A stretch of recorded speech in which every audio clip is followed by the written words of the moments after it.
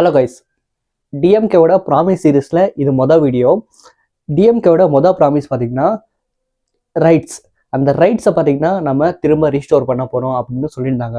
ஆக்சுவலாக என்னதான் ரைட்ஸை நம்ம இழந்திருக்கோம்?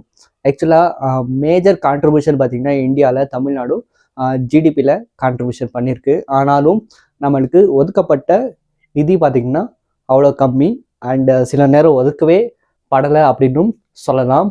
அதுக்கப்புறமா அந்த நீட் டிஜிட்டல் ஆகட்டும், அதுக்கப்புறமா என்இபி எஸ்சிபி அப்படின்னு இருக்குது. அண்ட் என்இபியை ஃபாலோ பண்ணணும் அப்படின்னு பார்த்தீங்கன்னா சொல்லியிருந்தாங்க. அண்ட் லாஸ்ட் இயர் பார்த்தீங்கன்னா NEP it not compulsory, state education policy பார்த்தீங்கன்னா ஃபாலோ பண்ணிக்கலாம் அப்படின்னு பார்த்தீங்கன்னா லாஸ்ட் இயர் சுப்ரீம் கோர்ட் பார்த்தீங்கன்னா சொன்னாங்க. அதுக்கப்புறமா என்னெல்லாம் ரைட்ஸ் எழுந்திருக்கும் இப்போது தளபதி கூட சொல்லியிருக்காரு, கச்சத்தீவை பார்த்தீங்கன்னா மீட்டெடுக்கணும் அப்படின்னும்.